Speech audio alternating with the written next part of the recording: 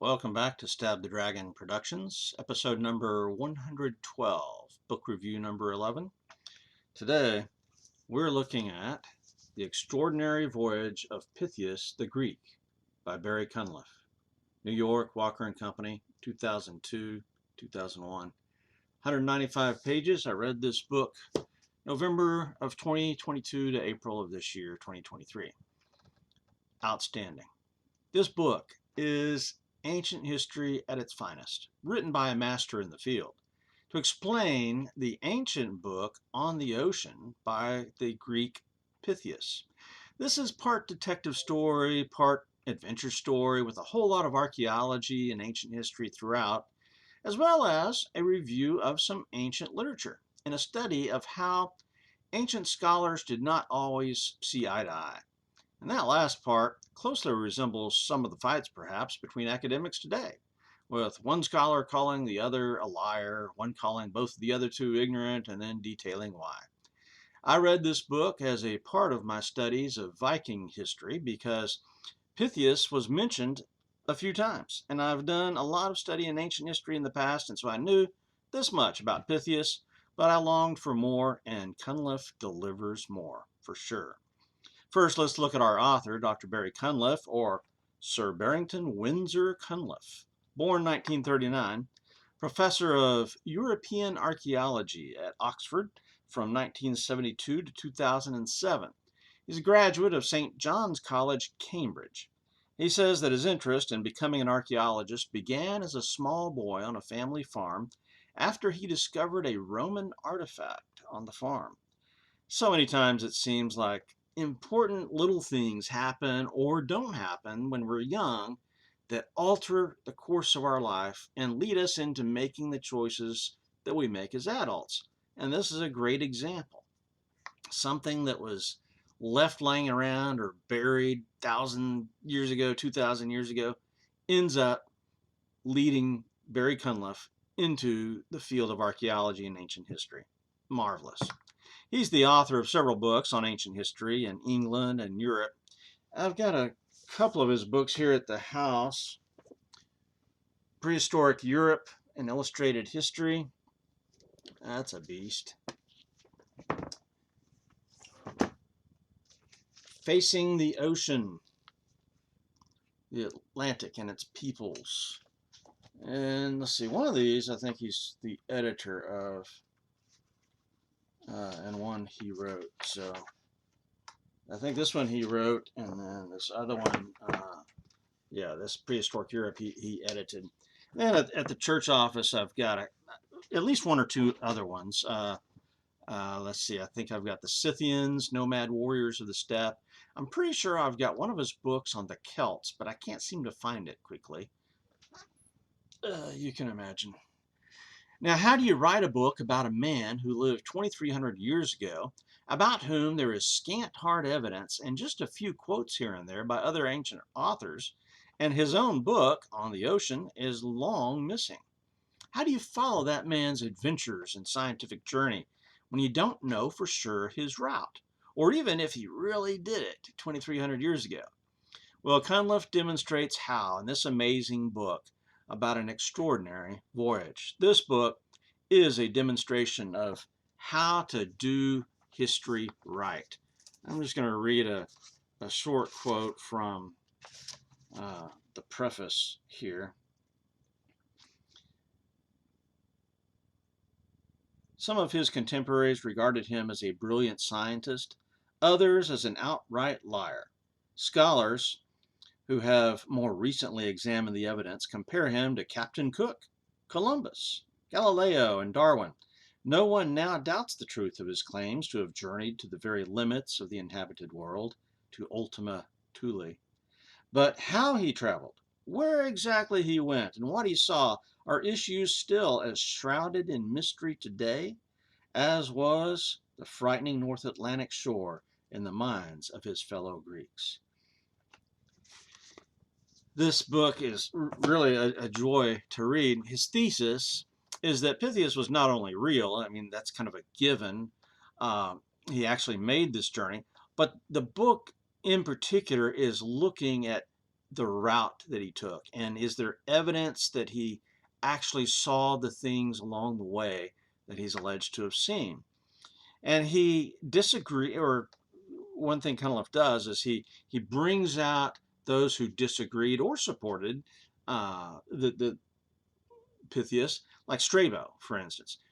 Strabo disagreed with Pythias, but he shows where Strabo simply had not been where Pythias had been or seen what he had seen, and that Strabo's arguments are weak because he didn't see what Pythias saw. He's convinced that Pythias actually saw the things he writes about. Cunliffe proves his thesis, as much as one could hope for without an actual copy of the book in hand, by taking us on a journey to follow that route that makes the most sense for what Pythias wrote about. Along the way, he gives the reader the background, the archaeology, the logic behind and beneath the surface of all the places Pythias must have visited, from Massalia to Burdigala, the southwest coast of Britain, where the tin was being mined, to Iceland with all the volcanism, and the Baltic coast, where amber is found. All along this route, Cunliffe explains the journey and what things would have been like in the 4th century BC for Pythias. Now, the interactions between the other ancient writers and how they viewed Pythias is a particular treasure and really is at the core of his argument. Cunliffe almost sets up Strabo as the nemesis of Pythias and shows repeatedly how they differ and how wrong Strabo was about Pythias and his journey. But because Strabo's books survived and Pythias's did not, it seems to be that Strabo, not Pythias, is considered the great geographer of the ancients. And Cunliffe kind of flips that. It comes across that Strabo was petty and jealous of Pythias and wanted to disagree with him, not because of evidence, but for reputation's sake.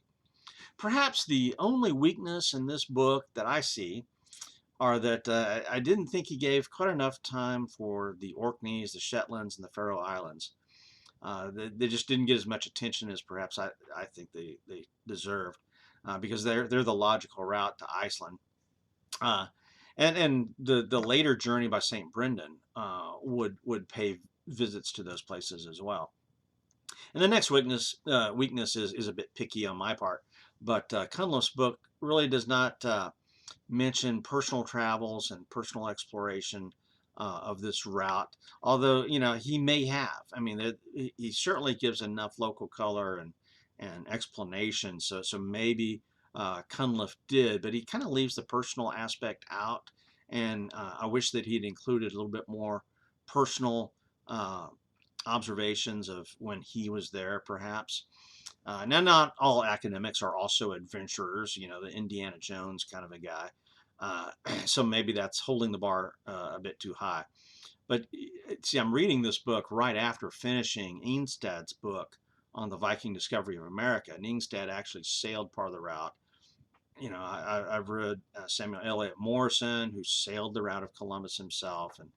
And I'm currently reading a book by Tim Severin on the journey of St. Brendan. So I've read books that are kind of adventure oriented. And but again, that's a petty criticism of this book. This book is 5 stars. I mean, it's outstanding. So who should read this book? I can recommend this book for those who have an interest in ancient Greece, ancient Greeks in particular, ancient explorers, or ancient Europe if you're more focused on seeking to understand maybe the geography of the ancient world. This would be great. But also the texts that Cunliffe deals with here, the ancient authors, it's an example of how to approach them and compare them and glean from them. So if you're more on the literary side of the house, this would be a great book as well. If you're interested in the history of science, here you go. This book would be fascinating for somebody with a history of science emphasis because of the geography and the astronomy and the navigation, the mathematics that would be involved in some of this. So this would be a great place to start for that. Are you a sailor? Are you fascinated with ocean travel? Here you go. This book would be prime material. Great addition to your library. And certainly if you're taking a course in ancient history and you need to write a paper, well, maybe this book could give you some ideas and assistance. I came to this book, as I said earlier, via my study of the Vikings. But I did hear about it years ago in college when I took ancient history. Now, how difficult is this book? Uh, I gotta say, if you've not delved into any ancient history at all, perhaps this book would be a bit advanced. It is highly readable. I mean, Cunliffe's a great writer, so it is highly readable, but a lot of the stuff there's pretty detailed. Archaeology, ancient science is involved, so it's got some details. And in comparison with the other 5 books on the Vikings that I have reviewed on this channel, this book would be on par with Rosedal's book with difficulty level. Elsa Rosedal's book, The Vikings. But I think it's more readable and enjoyable than Rosedal's book. Definitely more enjoyable. But it's the same difficulty level, I think. It resembles the Ingstad's book, The Viking Discovery of America, because of the comparison of ancient literature, right? Ingstad does a lot of detailed work looking at the Icelandic sagas, right? Now, if I compare this book with some of the heavy theology or philosophy books I've read in the past, this book would only be a 3 on a 5-point scale. So to me, ancient history is easier than some of that other stuff I've read. So as history books go, it's difficulty level of 4+ on a 5-point toughness scale, maybe. That may be too hard. It may not be that difficult, but if it's written by a German, yeah, it'd be that difficult. But let me stress how fun, entertaining, and rewarding this book is. As you go through the book, you start cheering for Pytheas as you get a feel for where he had been and what he accomplished. Cunliffe does a masterful job of getting his readers to like his subject. You can feel the salt water and the cold of Ultima Thule and the sense of accomplishment as you look at where the tin was mined or picking up amber from the seacoast in the Baltic. So if you find yourself getting a bit bogged down in some of the ancient science that's involved here, the archaeology and navigation stuff, hold on, persevere through it, and then the adventure of it all is going to carry you through. Now, in conclusion, Cunliffe's book is an outstanding contribution to the history of ancient Greece, the history of science, and the history of adventure. I highly recommend it. Now, probably not for the casual reader who just says, oh, I want to read something about ancient Greece. But for the reader with a particular interest in these areas, this book would be an excellent read, really. So until next time, this is Stab the Dragon, out here.